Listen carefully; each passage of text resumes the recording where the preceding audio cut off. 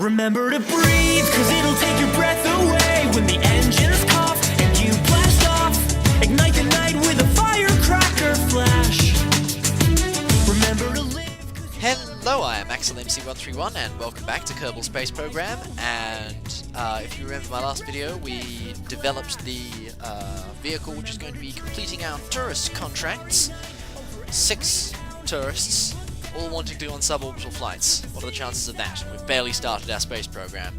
But we have, in the last episode, we developed the Sabot X2 Mark II, and this is the final version. Before, without recording, I actually went in and made a few modifications after watching back the footage of the video where I actually did the final test.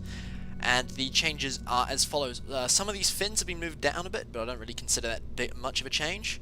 But the biggest changes are that I've actually made the braking flaps here, as well as having all their controls disabled by default now, I've moved them further up so they're actually attached to the cabin rather than the decoupler. So this decouples that way now.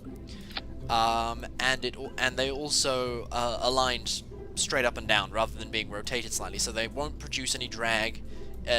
Or at least very little in that present state, but they should still be able to be deployed. And they also deploy the wrong way, which is interesting. There are some weird glitches in regard to that I don't really know how to fix, but I'm just going to have to hope that I can get them to work. In fact, there's one failsafe that I could do, which is have them not actually... what am I trying to say? Not on the same side, but the other thing that I can do is possibly make it in mirror instead of radial. Will that work? Yep, that'll work. Okay, so we're going to go with that. Let me just offset them back up a little bit so they're nice and tidy. Whoop. I did not know that you could change the type of offset. Okay. There we go. So now they are attached once again to the crew cabin. Okay. And the other change I've made is moving the parachute on top here ever so slightly back and the wings ever so slightly forwards. So the parachute is now just slightly behind the center of mass when this thing detaches, so that we should come down nose first, and that way nothing will hopefully explode. These fins at the back have a crash tolerance like 15 meters per second. Yeah, so they should be fine. But this is I've also renamed this the Sabot BG-1. BG is suborbital glider because that's exactly what it is, the tourist ferry vehicle. So this is basically, after all the prototypes and test versions, this is what Phoenix Aerospace has spit out and said, here is our final design. And we're going to have Jeb flying up with the first 2 tourists today. And this is probably going to be a little short video because I'm going to do the 3 flights. I'll do the first one in real time, then I'll probably just speed up the second 2. But let's make sure that we've got them on. So Jeb's on board, he's the only one who knows how to fly this yet. I'm sure that we've got Val training, but we're going to put in the 2 first. Aldwin and Josie Kerman. Sometimes I find it quite hard to pronounce some of their names. It's a little bit gibberish. But going to double check our staging again, as is pretty standard. Yep, that's good. And get ready to go.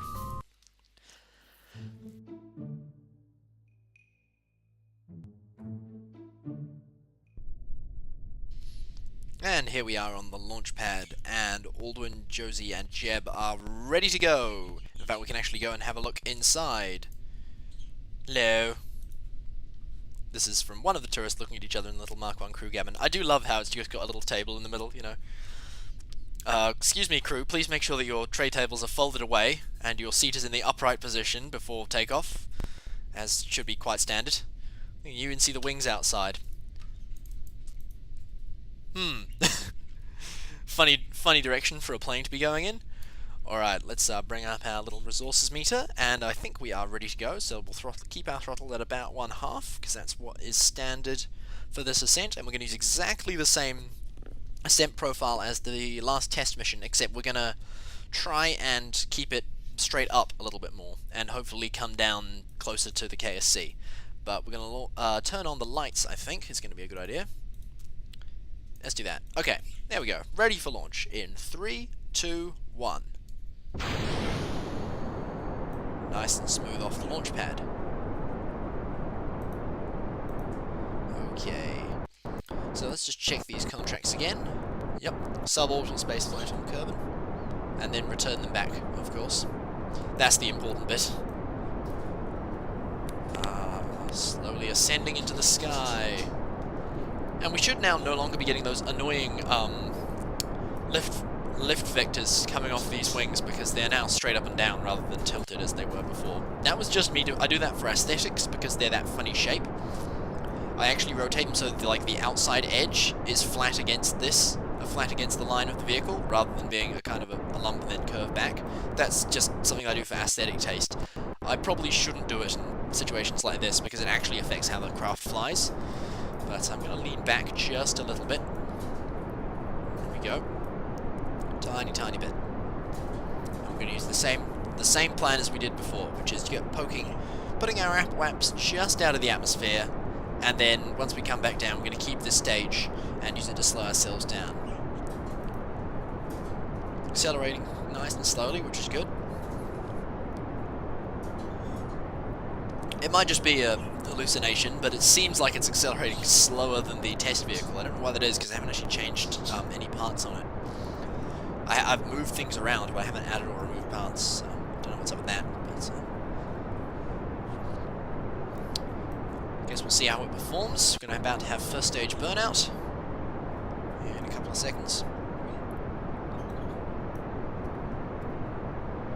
2, 1, 0. There we go. Yeah, just above half thrust is good because it will just keep our speed for a couple of seconds. And there, as we drop fuel, it just lightens the load and just starts picking up speed again. So that's perfect. That's exactly what we want to do. This is all just gentle.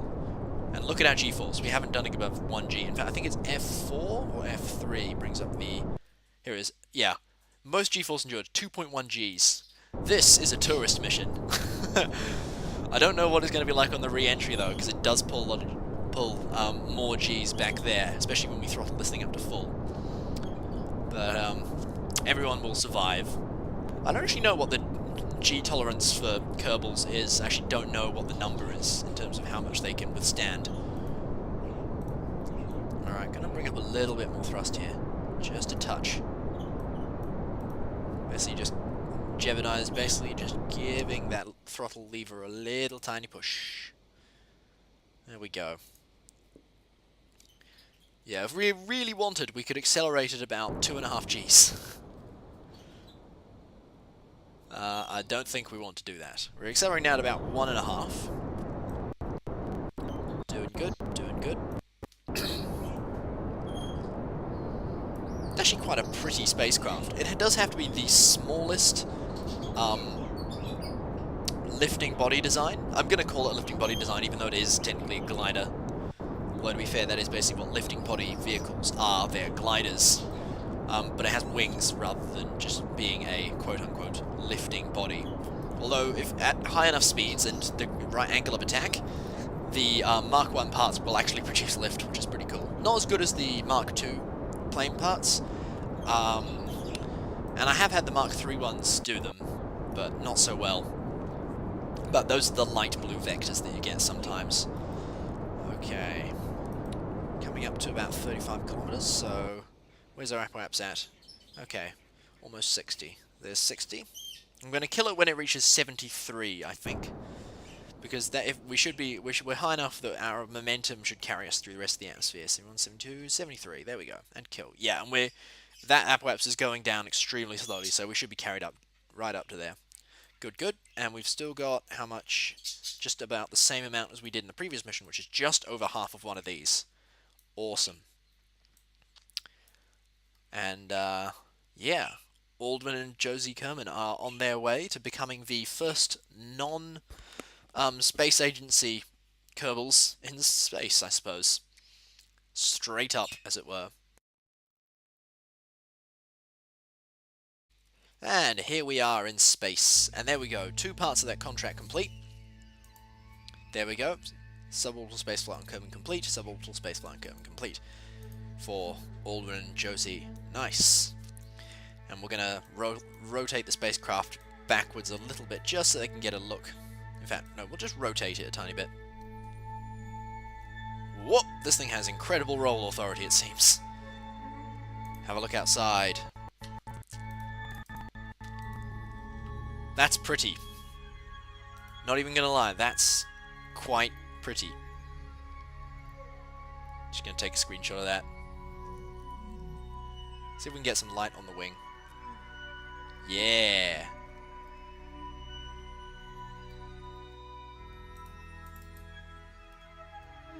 And we're coming back down again. Alright, let's reorient ourselves. We want to be going this way. There we go. Force us into service mode. Surface mode. And there's the atmosphere. Alright. Let's just do another test that these are deploying the right way. Yep. Okay, and we're on our way back again. So I think, yeah, once we reach about 50 kilometers, when we want to start, is when we want to gently turn the engine on. And we're just going to gradually increase throttle as we keep going down. And try and keep our speed from going above about 800 meters per second. Because that's when you start getting shock heating at various altitudes. So I'm going to try and hold prograde, because Jeb is actually capable of that. Just match up with prograde. Yep, and then stability assist, just because I actually don't trust him. I'm just looking at the little nodes down here and thinking that doesn't actually look very aligned, so I'm just going to manually, I'm just going to eyeball it a bit. And I also want to be pitching slightly down this way. Okay, we're down to about 50. Whoops, just a little bit of power. There we go, 30 kilonewtons, that'll do. Just keep ourselves from accelerating too fast. Doing good, doing good. Nice and stable. Getting down to about 30, 35, mid 30 kilometers. Okay, gonna throttle up some more because we're just about to hit 700, but now we're going down again. Our speed is decreasing. Good. I wonder if we want to decrease it a bit faster though, before we get some mark effects. In fact, yeah, we're getting. Is that smoke? Yeah, it's smoke, not mark effects. I thought that was the atmospheric effects of mark speed, but it's actually just smoke from the engine. Okay, doing good, doing good. We're going to drop this right on top of the Space Center, which is kind of funny. Okay, we're going to throttle down again, just keep our speed. And I'm also going to pitch over slightly. Ooh. Oh. Okay, now we're losing it. Let's try and rotate this. No? Uh-oh. Ditch. Yeah, sorry about that, folks.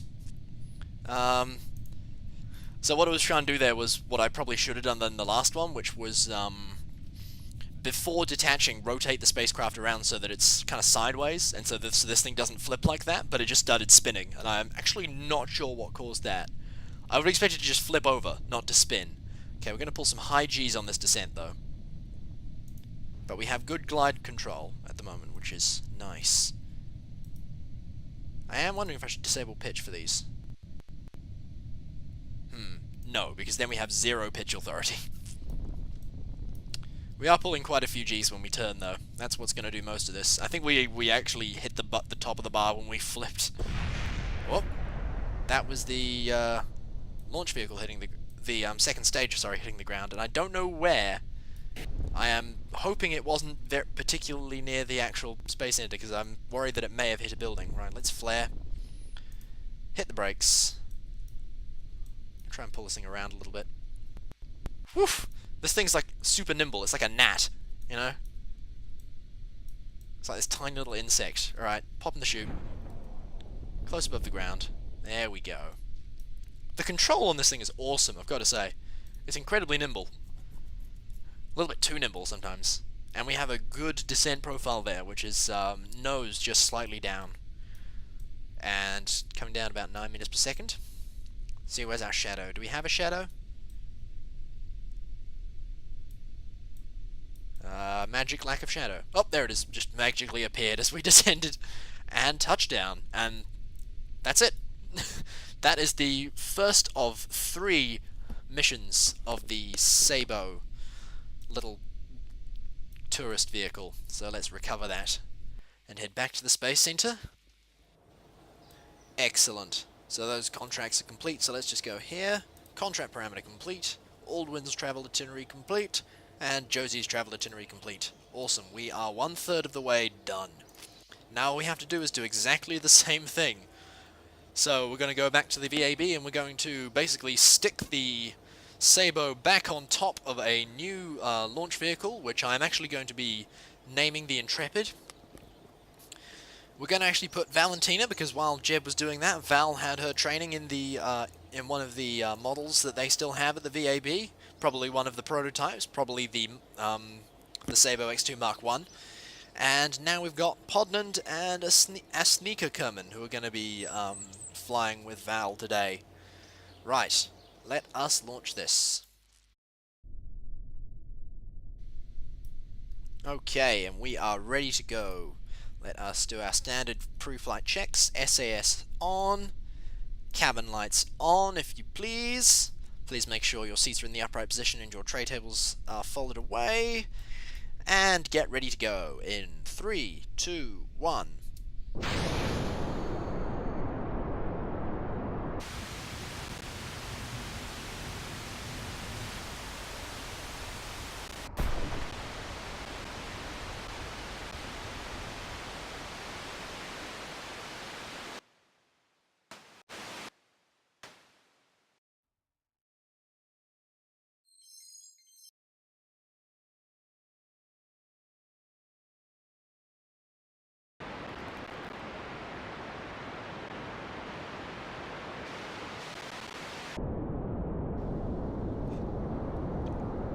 Val, I hate to tell you this, but it looks like you're coming down a little bit faster. No, never, says Val. Just put on a little bit more engine power, it's fine. Alright, we're about to run out of that. There we go. And see if we can do the thing. Nope. Oh wait, of course, it's inverted because we're going backwards. Flip! There we go. Much more manageable G-forces. Of course, having figured that out. Wow, I can't believe I hadn't realized that. Because of going backwards, if I tried to tilt the fins at the front to go to tilt down, I tilt up. Probably should have thought of that. Oh well, that all makes sense, but now Val is on the way back, and Val looks like she's going to have the best trajectory yet if we just pull up a little bit. This is actually looking a much better trajectory. You might be able to put this on the runway. Let's try and get some control here. That was the other stage going into the drink. Oh wow, we're actually getting some muck effects. Val, you're coming in real hot. Let's just get some brakes, please. Thank you. And some pitch. And some parachute. I think Val may have realized just at the last minute that she was coming down a little bit quick. But, there we go. We were definitely not going fast enough for the parachutes to be torn off while coming down. So that is another flight, and this one is so close to the runway. Look at that! We could walk to the runway. If we didn't have these wings and our SAS, or our SAS was a little bit stronger, we could roll to the runway, you know? Ah, well, good job, Val, and let's recover the vessel, and that is Flight 2 of 3 complete. And Podnand and the Sneaker Kerman have been returned to the surface and are clearly very happy with their contracts. Look! The first contract is actually complete. The tour was a success! Aldwin, Josie, and Podnand had nothing but great things to say about the trip and brought back plenty of photos. Look at all that. Beautiful, beautiful reputation. And then we have Podnand's travel itinerary complete, and a Sneaker's travel itinerary complete. Lovely. Beautiful, beautiful money. Alright, and I think we have one more launch to do. So once again, the recovery team's going to run out, grab the Sabot, stick it on top of another Intrepid. God, we have a lot of these launch vehicles lying around. And once again, Jeb is going to be piloting this one. Shadsaw and Hazy are the last two. Hazy? Hazy. The last two to fly with Jeb. And here we are for the third and final flight of this little fleet of the Sabots. I suppose there's only one, so you can't really call it a fleet, but a whole lot of missions at once. What would you call that? I don't really know. This influx of tourist contracts. But we're going to turn our SAS on, throttle just a little bit up, turn our lights on as per usual, and of course these are other places where action groups would be wonderful, but we'll get those sooner rather than later, we hope. And I think we're ready to go in 3, 2, 1. Beautiful. This thing's quite reliable, actually. Now, Jebediah, who was obviously watching from the astronaut complex, had a peek at Val's landing and thinks that he can do better. So, The plan here is to see if we can actually... This is sort of me setting myself a challenge. Can I actually land this on the runway? I don't know.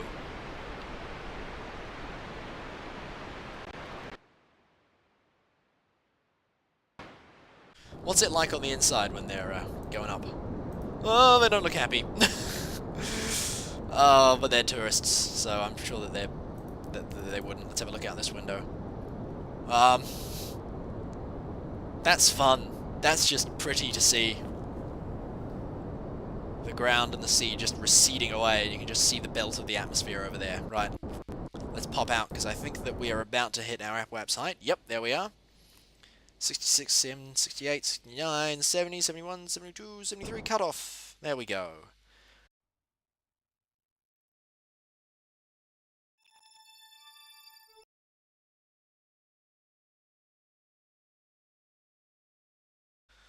This is looking good so far.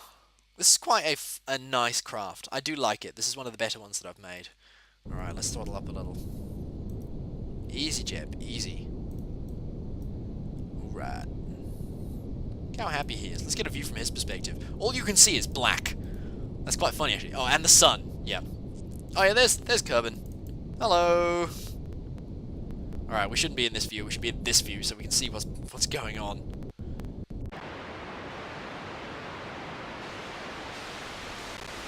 More power, more power, more power, nearly out, and there we go. Okay, so the thing we learnt is pull down to pitch forward slightly, and then deploy. And then we don't really hit as much G-forces. Still a lot, but not as much. Okay, let's get a little bit of breakage in there. And try and pitch forwards a bit. So where are we in relation to the runway? Looking pretty good. Looking pretty good. Alright, let's pull up a little if we can. Oh wow, we have so much control with these giant fins. I really want the ones that have like a separate little control fin at the back. I think they're a Curlington product, I can't remember. But yeah, I haven't unlocked those yet. The only other ones that I have, other than these ones, the tail fins, which are all control surface, are the ones that I use on the boost stage, on the first stage, which don't have control surfaces. Okay, there goes the second stage. Just hear the little splash. We're coming down a little bit too slow, actually. I'm going to close these. There we go, so we're accelerating again. Let's pitch up a little. Doing good, Jeb. Doing good. Okay, and brakes again. Come on. Come on. Just glide over the runway and shoot. And get a little bit of roll. Oh, that's close. Oh my, that's close. Come on, can we pull it around a little? I don't think so. I think we're going to land right on the edge of it, but that is pretty good. Yeah! Let's go and bring a truck out. Just bring them back in one piece. Don't even have to leave, you know? Ah, wonderful. Wonderful flight. Turn the lights off. And Jebediah, like, turns the seatbelt sign off, you know? Right. Recover the vessel. And I think... There we go. We're not getting any science from these, which is a bit of a shame, but I guess that's what we expected, because we're not doing science missions. We got like 5,000 funds from one of those recovered, which is pretty good. And the crew have returned. Chadzor and Hasey Kerman back on the surface of Kerbin, and we have the second tour contract complete. Ah, wonderful. Wonderful, wonderful, wonderful, and all those delicious, delicious funds. Alright. But I think that we will call that there now with the completion of those two contracts, and I'm really proud of that little Sabot, actually. That is a beautiful little craft. But yeah, so I think in the... I'm not sure what we're going to be doing next. I guess I'll have a look around the contracts and come back when I've got a plan for what to do next. Maybe putting some satellites into orbit. Maybe going to the moon. Maybe flying Jeb to the island runway or something and planting a flag. You know, people always seem to do that. Yeah, I've never actually planted a flag on top of the traffic control tower over there. Maybe I should. Maybe I should. We'll see. But until then, guys, I've been XLMC131. Thank you very much for watching, and I'll see you next time.